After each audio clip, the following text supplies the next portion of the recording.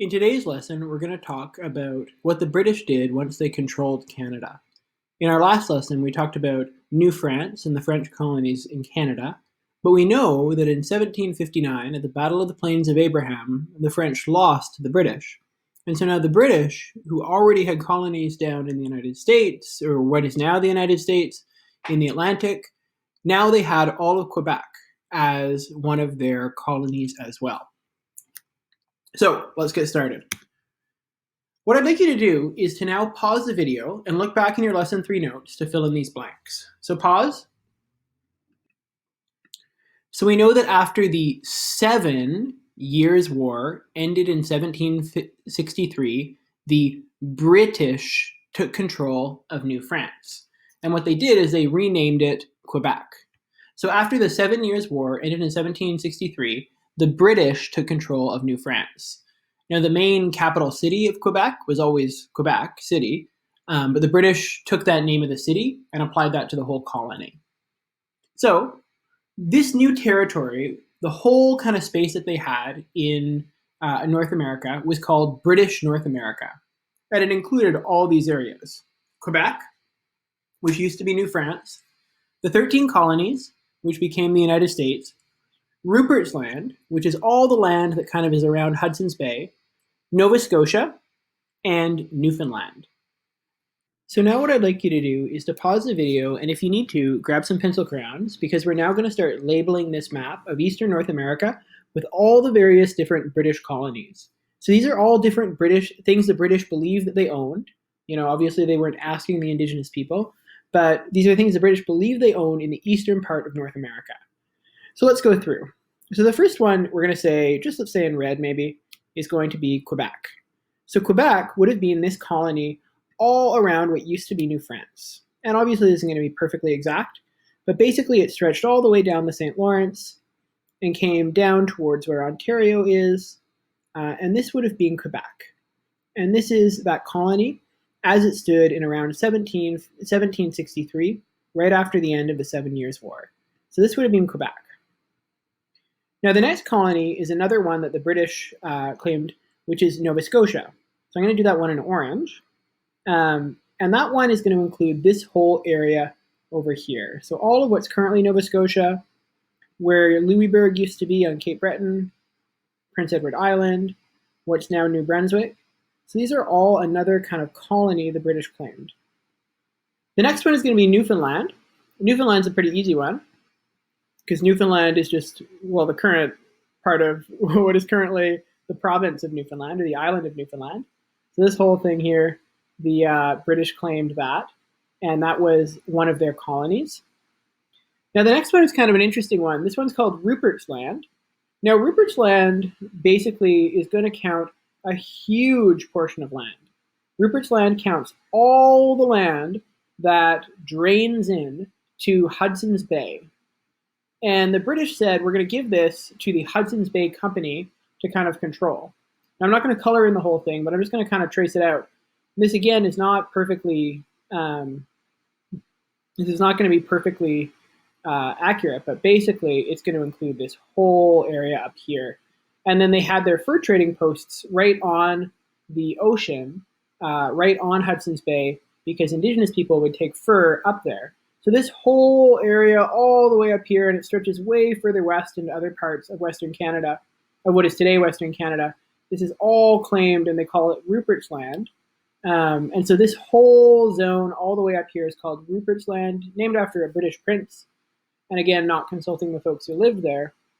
And the last set of colonies are a very wealthy and powerful set of colonies. The wealthiest, densest, like the most people lived here. These would be the 13 colonies that later became the USA.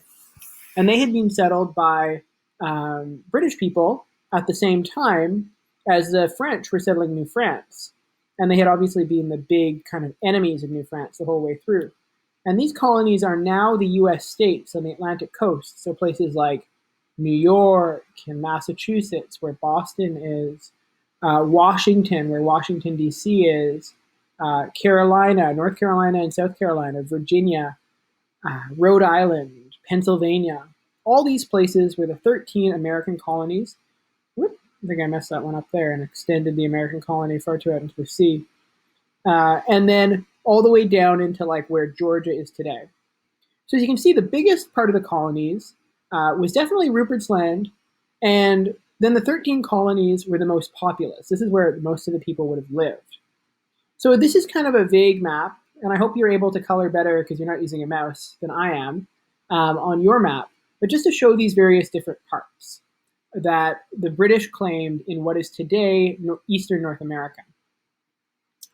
So in any case, when the British took over Quebec, they had to really decide, okay, what are we going to do with all these French people here? So the French settlers, who were beginning to call themselves Canadiens, Canadians. Now here's the trouble for the British. The French people were Catholic and they spoke French, while the British were Protestant and they spoke English.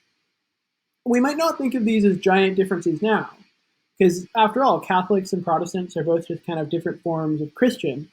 But at that time, it was considered really, really, really important what type of Christian you were.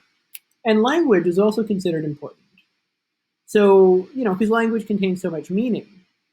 And this gentleman here, I've got a picture of him, Sir Guy Carleton. So he's the first British governor of Quebec. And he has to decide, what am I going to do with these 60,000 French Catholic people in this new British province, in this new British colony? And he could think back to about 50 years earlier when the British had deported the Acadians, that means kicked them out, who were French settlers in what is now Nova Scotia and New Brunswick. And what the British had done is they had rounded them all up and they had forced them to leave their homes. They had forced them to go and live somewhere else. And so the deal was that many of those people had been forced out of their homes, and that was one of the things that our friend Guy Carleton up here was thinking about doing. In the end, however, Mr. Carleton, or Sir Guy Carleton, made what I think is a really good choice and has kept our country helped to make our country the way it is today, which is that he said, we are not going to deport the French Canadians. So the British decided not to deport the French Canadians. Instead, they would protect their rights and allow them to stay in Canada. And deport is a verb, and it basically means to send someone out of your country. So instead, the British created the Royal Proclamation of 1763 and the Quebec Act of 1774. And these allowed the French Canadian settlers to continue being Catholic and speaking French, as long as they promised to be loyal to kind of stick with the British king. So there's this Royal Proclamation, this Quebec Act, and they basically say, you can be Catholic, you can be French, and you can still live in a kind of a British territory. Now, I was saying I really like Guy Carleton, but I want to point out that he did not have much room to make a different choice, because at the time, there were only a few thousand British troops in a place with 60,000 French Canadian people. And so had he said, nope, we're kicking you all out of your homes, there was a real possibility that those people would have rebelled, and then he would have had real trouble on his hands. So instead, he kind of wisely said, look, we'll let these people keep their faith, their language, their culture, their traditions. They just have to change their kind of political allegiance, who they're allied with politically, from the King of France to the King of England. And for most ordinary French people who lived in Canada at the time, didn't make much of a difference, right? They still got to go to Mass, they still spoke their language, they still could participate in their culture. They were mostly still doing their farming and their fur trading, and it didn't make a huge difference.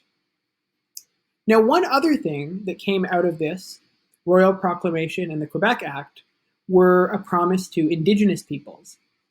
So there had been, all throughout this time, lots of fighting, as you've seen, between the Europeans, the French, and the English, and the Indigenous peoples. And what they agreed, or what the British agreed in these documents, in this proclamation and this Quebec Act, is that they promised Indigenous peoples that their lands would be protected as what were called Indian reserves. And if you reserve something, like reserve a table at a restaurant, that means you keep it. So he was saying that we're going to reserve this land and keep it for Indigenous people. It's going to be the language that they actually used would be reserved as their hunting grounds. And that was a pretty early step and a pretty significant step to say, we can't just take their land. We have to have some sort of protection for the lands that they have. I'm going to read you a quotation here from the Proclamation of 1763, the Royal Proclamation, King George III. And whereas it is just and reasonable and essential to our interest and the security of our colonies, that the several nations or tribes of Indians with whom we are connected, and who live under our protection, should not be molested or disturbed in possession of such parts of our dominions and territories as, not having been ceded to or purchased by us, are reserved to them, or any of them, as their hunting grounds. So this is obviously a very old-fashioned way of speaking, but what he's saying is that if you don't buy the land off them, you can't just take it, that it's going to be reserved to them unless you find a way to sign a deal or buy a land off Indigenous people, which is very different than the previous thing, which had just been British people kind of moving in, taking over, not really making any agreement or deal, just kind of taking the land. And so we'll see how these treaties work themselves out in the future kind of history of Canada. And one interesting point about this term here, obviously today we don't use the word Indian usually, but it's still even used in Canadian law. And the official title, for example, of the Musqueam First Nation is the Musqueam Indian Band in the law. And that's not normally what people call it, but that is, for example, what the official name is. And it's still considered a reserve, like a land that has been set apart for Indigenous people to live on and to kind of maintain their traditional way of life. So a lot of that traces back to this time here, where you had this royal proclamation where the king of Britain said, no, we're going to kind of try and find a better way to balance all of this. So this is what's going on in Quebec and in the British North America at this time. But something else is going on south in the 13 colonies that later became the United States. So many of the American colonists did not like these acts. They were angry that they prevented their settlements from growing further west. They did not like the tolerance of the French language, culture, and religion. And finally, and perhaps most importantly, they did not like the taxes that the British government put on their tea, especially because they could not vote on these taxes. So the American colonists thought of themselves as British, and they wanted to build farms and to expand and create new towns and villages and go further west. But the king had just said, nope, that's going to be preserved as Indian Reserve. And so the Americans were upset about that. A lot of people were upset at the tolerance for the French, at saying, oh, the French can do what they like as long as they remain loyal, because they didn't like the idea of having Catholic people and French people be in the same community as them. And then, of course, nobody likes taxes. Nobody likes paying extra money. And the British government put lots of taxes on the Americans. The real problem was that the Americans, because they lived on the other side of the ocean from Britain itself, they couldn't send representatives to Parliament to vote on those taxes and to say, no, we don't want these. So it's called taxation without representation, because there was no one to represent the Americans in Britain. And that really, really got the American colonists going. So they got really angry towards the British government. Now I want to show you this picture here, and I just kind of want to ask you to observe it closely and think about what you think is going on. So just think about that for a moment, and then I'll give you some description. Well, you may have thought that it looks like a bunch of Indigenous men on a boat, and they're throwing something off the boat, and they seem very upset, and it seems like it's nighttime, right, because you've got the light there. The first thing I'll tell you is they are men, and they are upset. But they are not actually Indigenous. This is a painting of the Boston Tea Party. Now, this was a famous event in Boston, in a city that's currently in the USA, but at that point was in one of the British colonies. And the colonists there were so upset about the high taxes on their tea and the taxation without representation that they picked up all of this tea that had been brought in on this boat, about what's currently $1 million worth of value of tea. And they had gone on these boats disguised as Indigenous people, and then they threw it off right into the harbor. So they took these boxes of tea and they threw it off, and they said, we're not paying taxes on your tea. We don't even want your tea. And the British were, as you can imagine, very upset by this. And this particular kind of event helped to set off a real change in the world because the Americans started to revolt against the British more broadly. I'm going to take a minute to show you a short TED Ed video that kind of describes a lot of these things.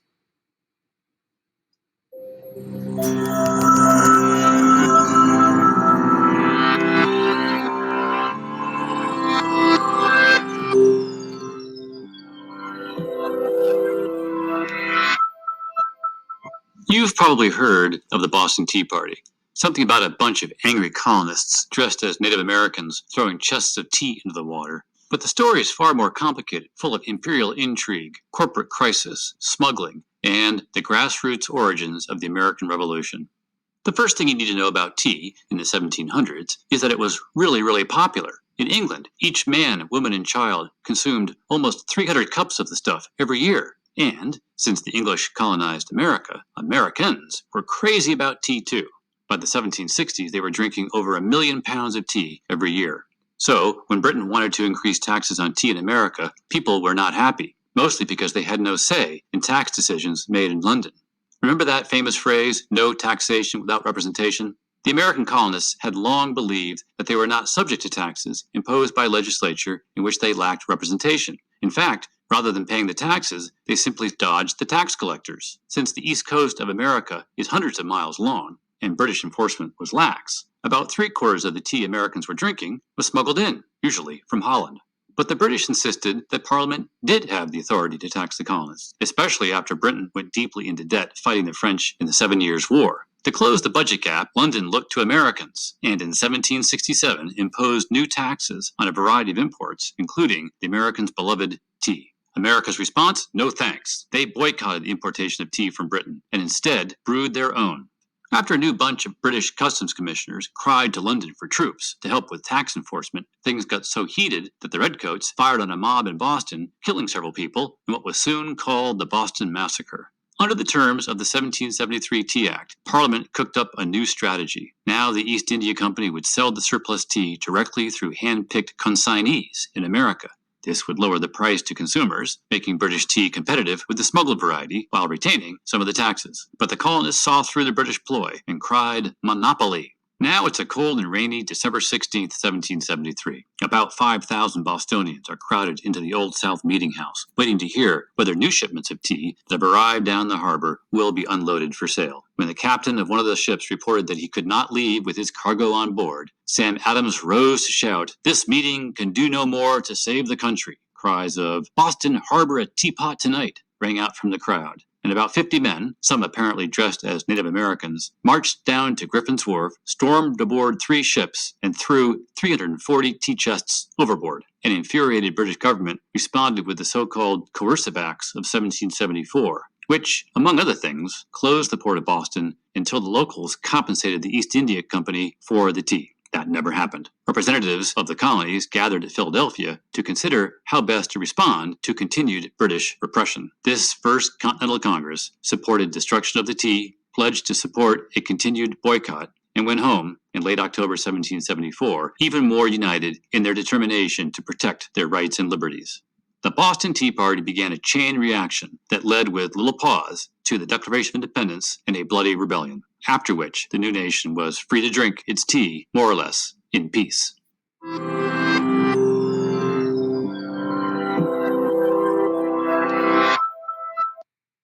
So as you can see, after 1773, the American rebels, they kind of started this American Revolution by dumping British tea into the Boston harbor. And from then until 1783, so about 10 years, the British fought against the American rebels. And the rebels in the United States called themselves patriots. Now, something you might hear a lot is that, oh, well, Canada and the United States are basically the same. And one of the things that I want to persuade you all of in these lessons is they aren't, and they haven't been. And one of the earliest times you see this is that in the American Revolution, so these American soldiers, these American kind of volunteers are fighting against, the British government. The Americans said, okay, well, we'll go up to Quebec and we'll persuade those French people to come and join in with us as well. And so the American rebels attacked Quebec in 1775. But they were fought back by the British, and this is pretty important, French Canadian volunteers. So there were some volunteers that were French, Canadian, who said, no, we don't want any part of your United States of America. We want to stay as a British colony. Uh, and part of the reason the French did that was they didn't really trust the Americans to be as tolerant of them as the British had been. They said, most of those Americans, they speak English, they're Protestant, and they compete with us for furs. We fought against them during that 7 Years' War. I don't know if they'll want us. I don't know how they'll treat us.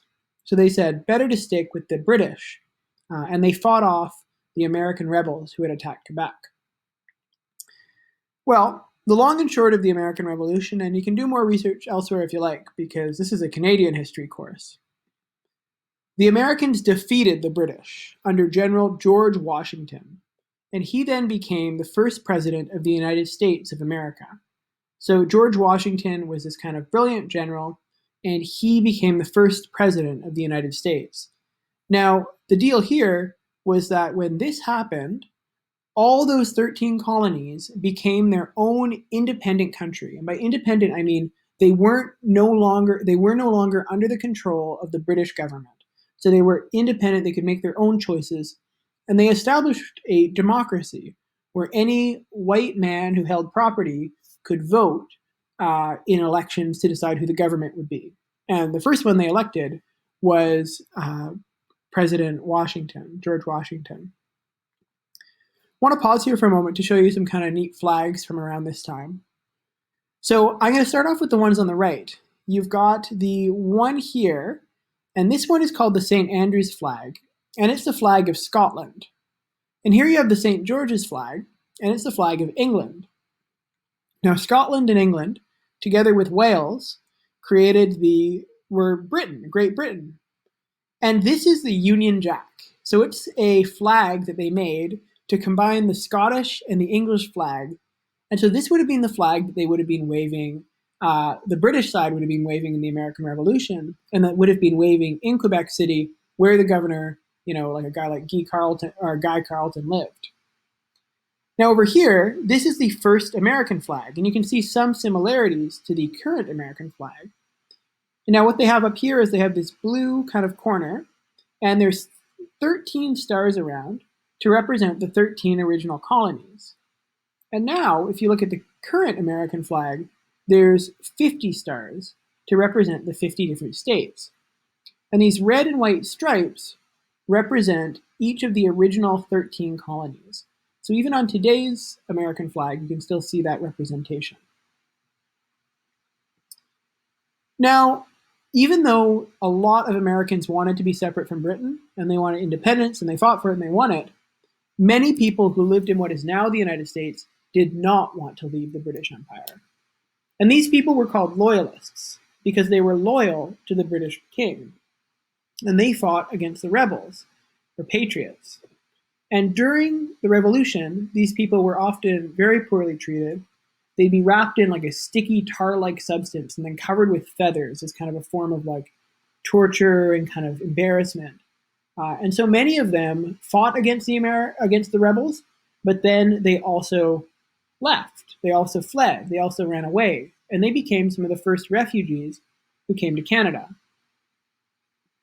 So thousands of loyalists fled north to Canada when the Americans won. And they became some of our first refugees.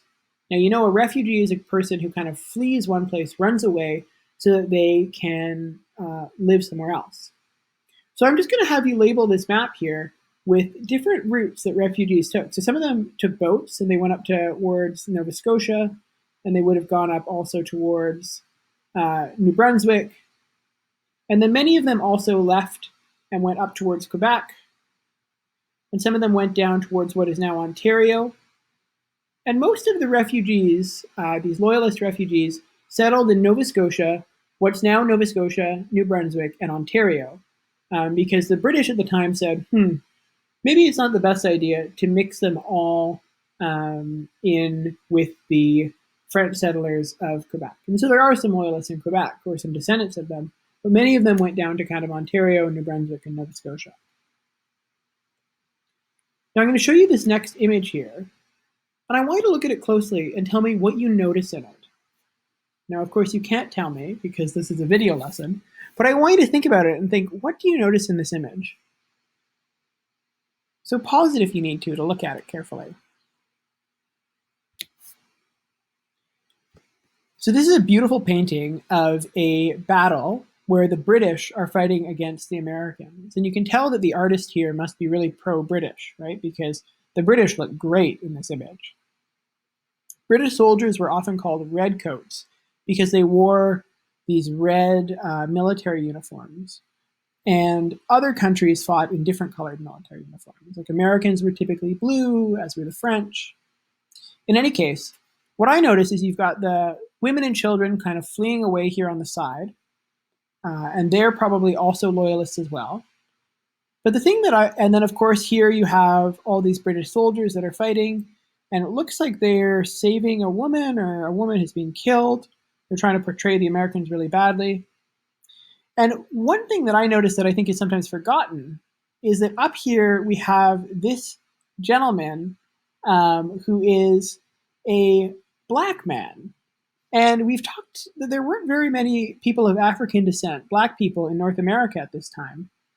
But there were groups of people who had been stolen from their homes in Africa and enslaved, sent over to work as slaves in the cotton plantations of what is currently the southern United States.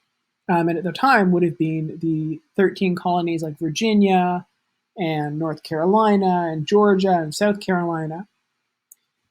And so the deal was that over the course of this war, many African slaves, they escaped to freedom by fighting on the side of the British during the American Revolution.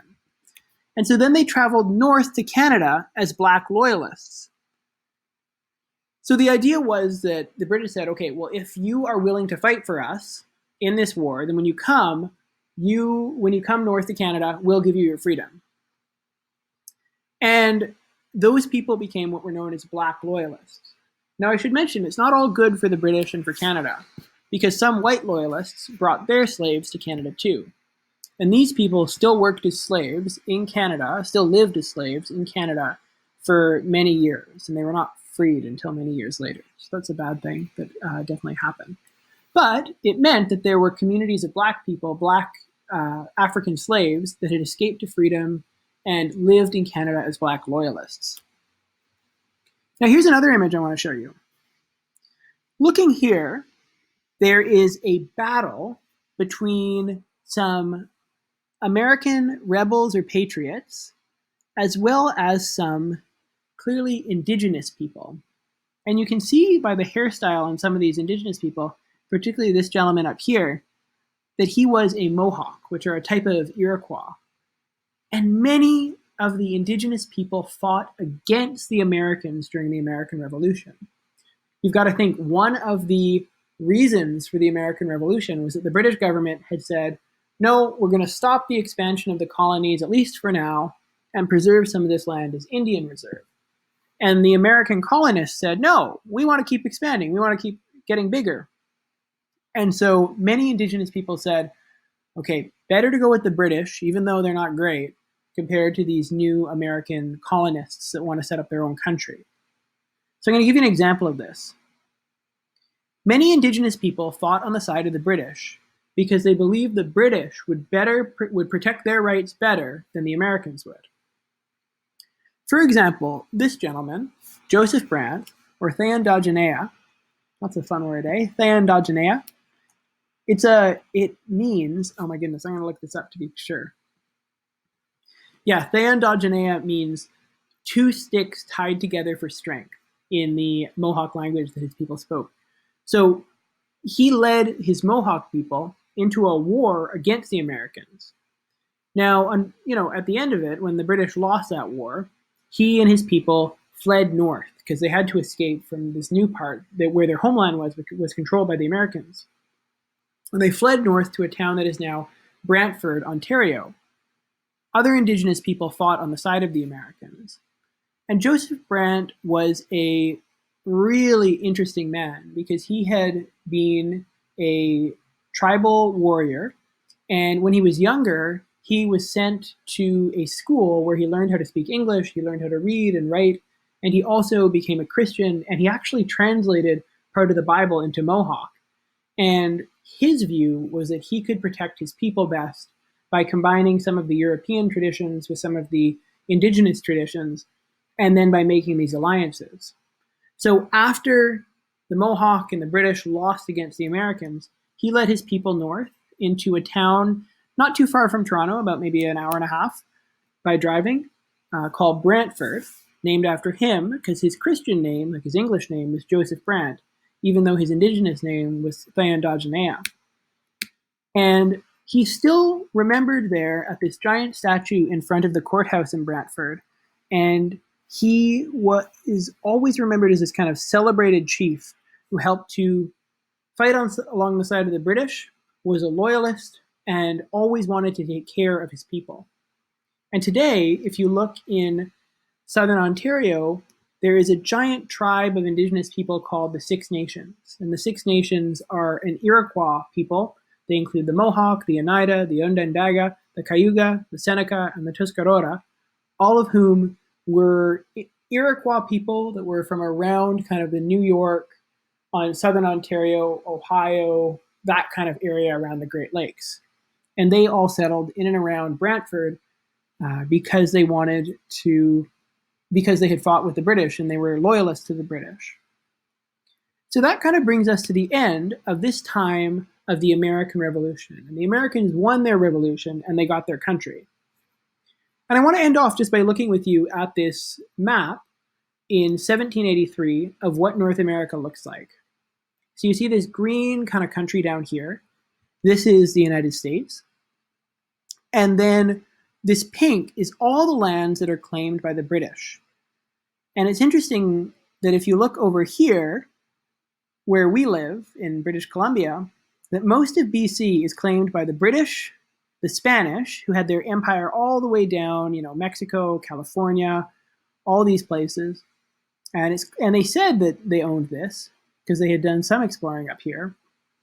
And then Russians. You got to remember, Russia is just kind of up here on the other side of the Pacific. And so they had done some exploring in what's now kind of Alaska. And they claimed all the way down here. What I find interesting about this map is who is included. Well, I see US, British, Spanish, Russian, French. These are all places that, these are all European or the descendants of European people.